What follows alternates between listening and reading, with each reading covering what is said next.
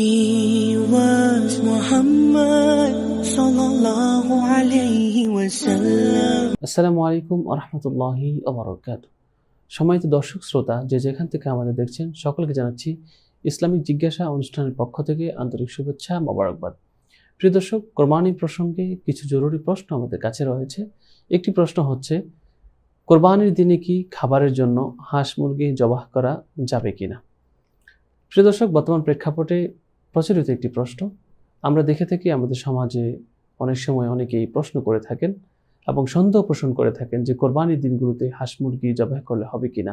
প্রিয় দর্শক, উক্ত প্রশ্নের উত্তরে বলবো, কোরবানির দিনে হাঁস মুরগি জবাই করা যাবে না, এ ধরনের যে একটি প্রচলন রয়েছে আমাদের মাঝে, একটি কথা রয়েছে, এটা হচ্ছে প্রচলিত ভুলগুলোর মধ্য থেকে একটি ভুল।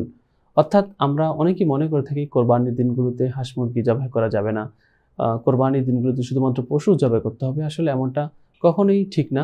আমাদেরকে মনে রাখতে হবে, আল্লাহ রাব্বুল আলামিন যে সমস্ত প্রাণী আমাদের জন্য হালাল করেছেন তা যে কোনো দিন, যে কোনো সময়, দিন রাত জবাই করা বৈধ। কোরবানির দিনগুলোতে হাঁস মুরগি জবাই করা যাবে না, এ মর্মে ইসলামী শরীয়ত কোনো নিষেধাজ্ঞা আরোপ করেনি। সুতরাং কোরবানির দিনগুলোতে হাঁস মুরগি যে কোনোভাবেই জবাই করা যাবে।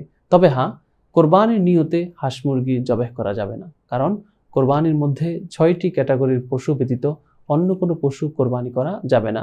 তা হচ্ছে ওট, গরু, মহিষ, ছাগল, ভেড়া, দুম্বা। এই 6টি পশু ছাড়া অন্য কোনো প্রাণী দ্বারা, অন্য কোনো পাখি দ্বারা কোরবানি করার অনুমতি ইসলামী শরীয়তে নেই।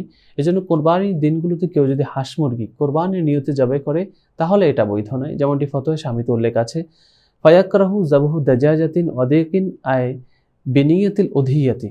অর্থাৎ কেউ যদি কোরবানির দিনগুলোতে হাঁস মুরগি কোরবানির নিয়তে জবাই করে থাকে তখন সেটা মাকরুহ হবে, তখন সেটা হারাম হবে, তখন সেটা নাজায়েজ হবে। এছাড়া কোরবানির দিনগুলোতে যে কোনো ধরনের পশু পাখি জবাই করা ইসলামী শরীয়ত অন্যান্য দিন যেমন বৈধতা দিয়েছে, কোরবানির দিনগুলোতেও বৈধতা দিয়েছে। আল্লাহ রাব্বুল আলামিন আমাদের সকলকে ভুল থেকে বেঁচে সঠিক মাসআলা জেনে আমল করার তৌফিক দান করেন, আমিন। আসসালামু আলাইকুম ওয়া রাহমাতুল্লাহি ওয়া বারাকাতুহু। প্রিয় দর্শক, আপনাদের জীবন ঘনিষ্ঠ যে কোনো প্রশ্ন জানার থাকলে আমাদের কমেন্ট বক্সে লিখে রাখুন। ইনশাআল্লাহ আপনাদের পাঠানো প্রশ্ন নিয়ে আমরা পরবর্তী কোনো ভিডিওতে হাজির হব।